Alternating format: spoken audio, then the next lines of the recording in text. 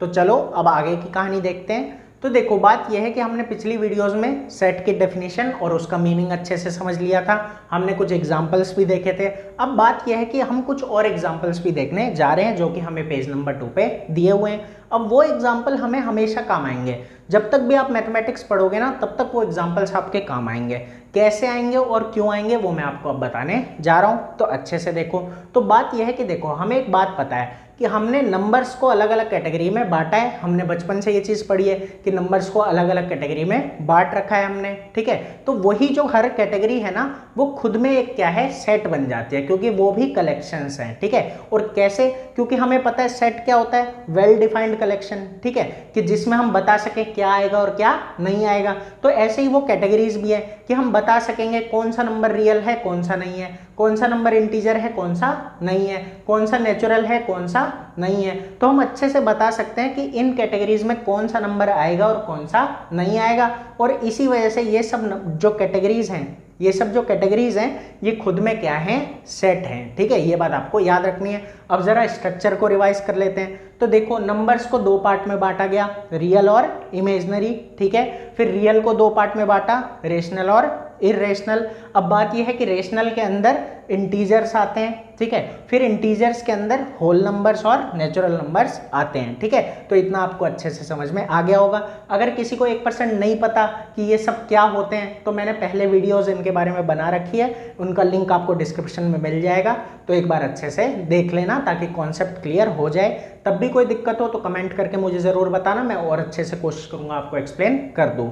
तो चलो अब आगे देखते हैं, ठीक है। तो ये तो पता लग गया कि हर एक अपने में क्या है, सेट है। जैसे set of real number, set of rational number, set of integer, set of whole number, set of natural number, इस तरीके से, ठीक है। अब एक बात हमें छोटी सी सीखनी है कि ये जितने भी है ना इनके लिए स्पेशल सिंबल्स बनाए गए हैं। ये जितने भी हैं इनके लिए क्या बनाया गया है, स्पेशल सिंबल्स। देखो जहाँ पे ये दिए हुए हैं उसके नीचे ये भी लिखा हुआ है, the symbol for the special set given will be referred through out the text, कि हम जब तक पढ़ रहे हैं इस चीज़ को ये रेफर्ड किया जाएगा, मतलब रेफरेंस में इन्हें लिया जाएगा, किन्हें, जो भी हमने इन्हें सिंबल दिए हैं। ये स्पेशल सेट्स हैं और इन्हें क्या दे रखे हैं, सिंबल। अब बात आती है सिंबल दिए कैसे। तो एक छोटी सी बात याद रखो कि जो सेट्स होते हैं ना उन्हें हम जनरली किससे डिनोट करते हैं, कैपिटल लेटर से।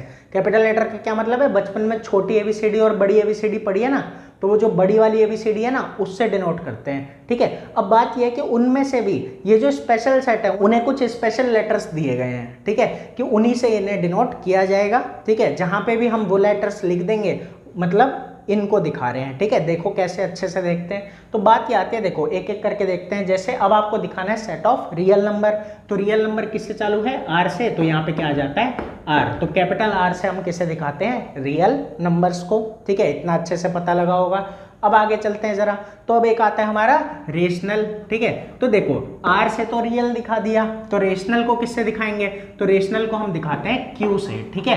क्यू किससे दिखाएंगे, क्यू। अब बात यह है कि क्यों दिखाएंगे भाई, क्यू से, ठीक है। क्यू कहाँ से आया, तो एक छोटी सी बात है, रिवाइज करवाता हूँ कि देखो कोई पूछेगा ना रेशनल नंबर क्या होता है, तो एक सिंपल सी बात है कि एक ऐसा नंबर जिसे हम पी बाय क्यू के फॉर्म में लिख सकें। क्या बोला है, एक ऐसा नंबर जिसे हम पी बाय क्यू के फॉर्म में लिख सकें, जहां पे पी और क्यू इंटीजर्स हों, ठीक है, और क्यू 0 के बराबर ना हो। अब बात आती है कि पी बाय क्यू में लिख पाने का क्या मतलब है, कि एक ऐसा नंबर जिसे हम पी बाय क्यू में लिख सकें, इसका क्या मतलब है। तो इसका ये मतलब है कि ऐसा नंबर जिसका हम ये बता सकें कि वो किससे किसको डिवाइड करने पे आया है। एक ऐसा नंबर जिसका हम ये बता सकें कि वो किससे किसको डिवाइड करने पे आया है, तो वो क्या होता है, रेशनल। अब एक ऐसा नंबर जिसका हम ये बता पा रहे हैं कि वो किससे किसको डिवाइड करने पे आया है, इसका मतलब वो एक डिवाइड का आंसर है। रेशनल नंबर क्या हो गया, एक डिवाइड का आंसर। अच्छे से लिंक बन पा रहा होगा, ठीक है।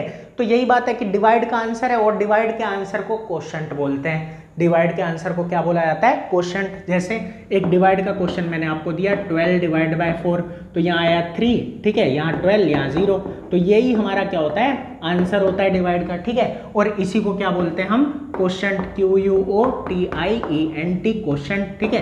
तो यही बात है कि जो रेशनल नंबर है वो डिवाइड का आंसर है और डिवाइड के आंसर को क्या बोला जाता है, क्वोशंट, और वहीं से ये क्यू उठ के आ गया। तो मजा आया होगा इतने में, ठीक है। तो बात यह है, याद रखना रियल नंबर को आर से, ठीक है, और रेशनल को क्यू से डिनोट किया जाता है। अब जरा आगे चलते हैं। तो यहाँ पे आया इंटीजर, क्या आया, इंटीजर। तो इंटीजर को थोड़ा सा बदल के बोलना, जर बोल देना, इंटीजर, और ज का क्या उठा लेना, जेड, ज का क्या उठा लोगे, जेड उठा लोगे, ठीक है। तो जेड से हम किसको डिनोट करते हैं, इंटीजर को। अब ये बस मैंने रट्टा बताया है, ठीक है, ये मत समझ लेना कि ऐसा कोई लॉजिक है इसका, ठीक है, ये बस क्या बताया, रट्टा।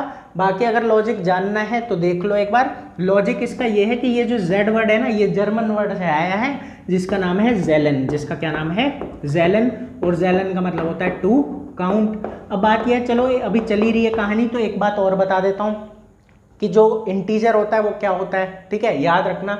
तो इंटीजर होता है एक ऐसा नंबर जिसमें डेसिमल ना हो। क्या याद रखोगे, इंटीजर क्या होता है, ऐसा नंबर जिसमें डेसिमल ना हो।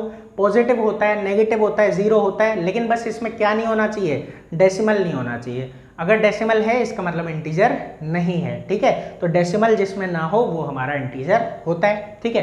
तो इस तरीके से, तो ये जेलन वर्ड से आया जिसका मतलब है टू काउंट। रट्टे के लिए ऐसे ही याद रखना, ठीक है, इंटीजर ज का जेड हमने ले लिया। अब जरा आगे देखो, तो अब यहाँ पे आता है होल नंबर, तो यहाँ पे क्या ले लोगे, डब्लू, ठीक है, कैपिटल डब्लू।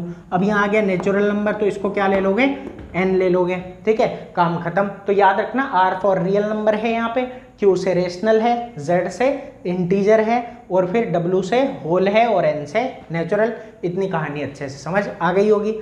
अब एक छोटी सी कहानी और देख लो बस, ठीक है, वो ये कि अगर इनके ऊपर प्लस लग जाए यहाँ पे, तो इसका मतलब हो गया set of all positive real number, कि पॉजिटिव वाले हम यहाँ पे ले रहे हैं, ठीक है। अगर यहाँ पे मैं लिखता क्यू प्लस, तो इसका क्या मतलब हो जाता कि set of all positive rational number, ठीक है, यहाँ पे पॉजिटिव रेशनल नंबर का सेट बन गया। ऐसे ही अगर मैं ले लूँ जेड प्लस, तो क्या बन जाएगा, पॉजिटिव इंटीजर का सेट बन जाएगा। तो अच्छे से इतनी कहानी समझ में आ गई होगी, इतने में कोई दिक्कत नहीं है। और इसको हमेशा याद रखना, ठीक है, ये हमारे हमेशा काम आता है। और कहीं भी छोटा मोटा डाउट हो तो मुझे कमेंट करके ज़रूर बताओ, मैं कोशिश करूँगा और अच्छे से एक्सप्लेन कर दूँ।